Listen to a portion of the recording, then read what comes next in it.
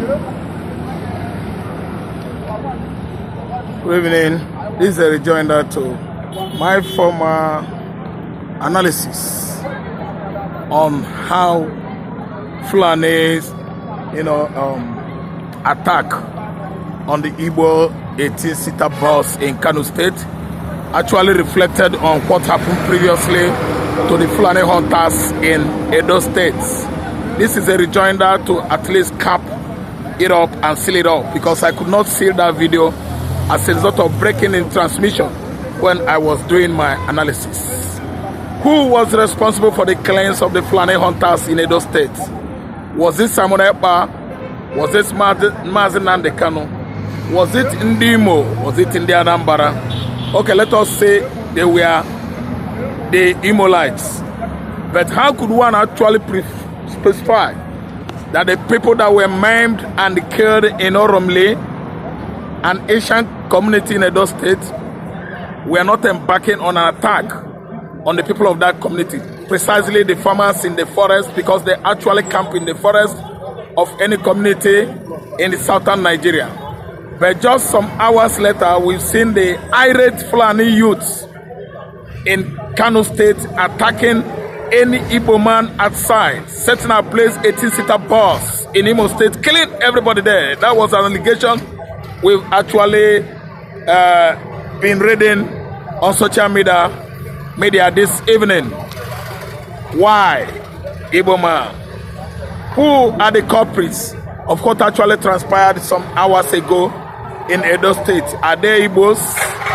Any perpetrators or assailants in the southeastern Nigeria, when it has to do with confrontation with Fulani man, Hausa man, they always tag the person to be a Nyamere, and Igbo. We are not all Igbos in the southern Nigeria. There are many tribes. There are many different tribes. You have Urobo, you have Efiki, Bibio, you have Urome people as Echans, the Benis, the Edos. They actually claim they are not Igbos, but each and any time they had any confrontation with the Fulani in the northern Nigeria, they will all be regarded as Nyamere, that's the Igbos. So Nyamutu Wanna, that just happened recently in Kanu State, they actually target the Igbos, their Igbo counterparts, killing everybody aside. And this has actually exonerated Nnamdi Kanu, because Kanu prophesied it in the past, that time shall come, something of this nature could be happening in Nigeria. And currently we are seeing it out playing.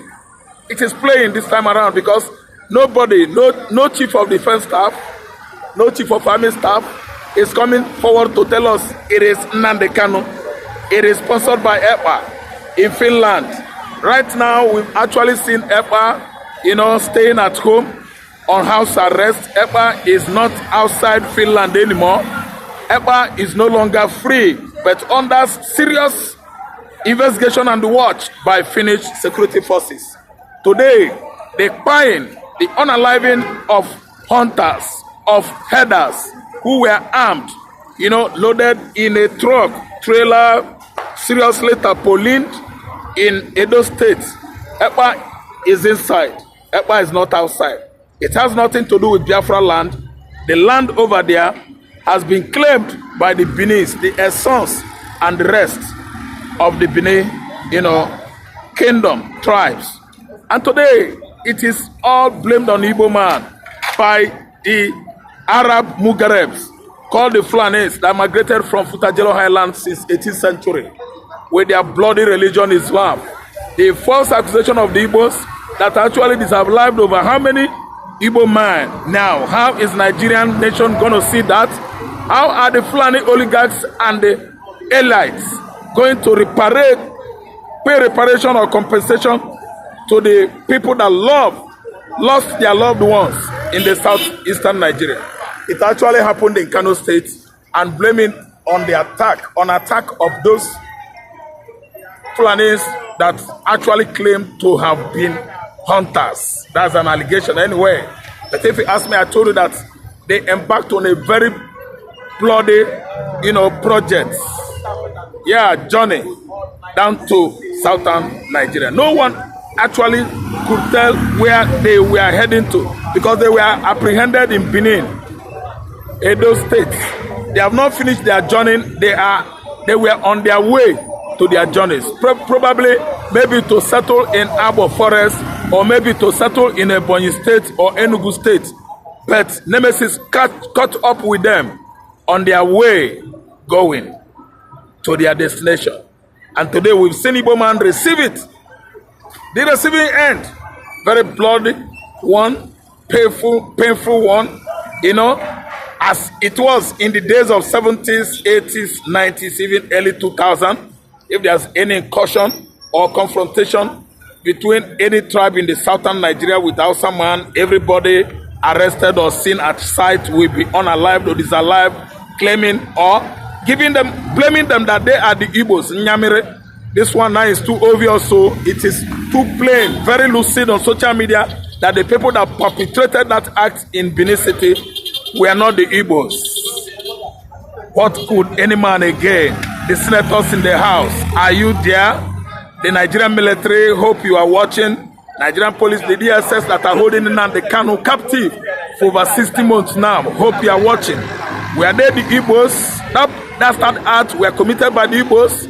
Can you actually tell the whole world now that it is Simon Ekpa, the Prime Minister of Biafra in exile? Was he the one that actually carried out that operation or that act in Edo State?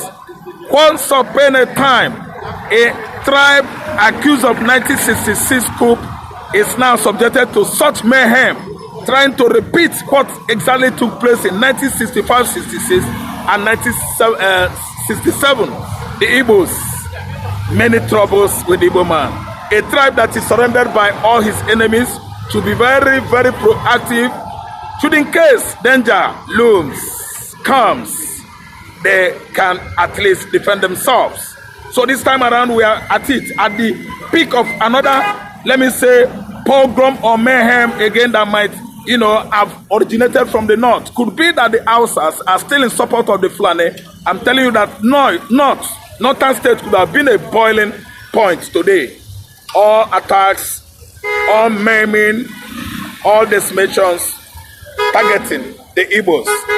But alas, very lucky and fortunate for the Igbos, the Hausas have actually demarcated themselves from the Fulanis. So it isn't like it was in the past. Anytime the Fulanis, the Hausas, confront the Igbos, they unified in very strong unity, attacking the Igbos. I'm telling you, it's not going to be possible again because we've actually seen that the perpetrators are not the Igbos. But Nigeria being a zoological republic where the Igbo man has been subjected to all manners of persecution, exploitation, marginalization, extermination in the past, and it begin to revive itself, rejuvenate, and appear again in this our.com stage. It can be possible again. The people that actually committed that in Kanu State, they must actually be at least arrested. If it is in the southeastern Nigeria, the whole DSS, the whole soldier and the military forces will be after those youths in that community, disaliving everybody aside. But today, we've seen Kanu, they perpetrated this kind of bloody act, and nothing is going on now in Kanu State. Nobody is on the run. Nobody could trace the perpetrators because the victims are the Igbos. Once upon a time, a tribe, a nation, actually subjugated to all manners of, let me say, hostilities, animosities, tribal antagonism is it. And this time around, it must come to a stop. The people that perpetrated that act should be properly investigated, forensic one, and be brought to justice. Or else, Ojiku, Ikemba with spirits is going to come back to life to actually find out the people, the Fulanis, the murderers actually perpetrated that kind of inhuman act. Here comes my analysis from Extreme News. Thank you. But subscribe, hit the notification bell, like me, come down to the comment section and discuss again. The mayhem meted against the Fulani headers, killers in Edo State is now happening, on Igbo man. Onye ndị ilo gbali gburugburu oge niile ọ na-eche ndụ ya nche. And you should be very, very proactive. Prepare, be prepared. Stop sleeping with your 2 eyes closed because the enemies are lurking everywhere.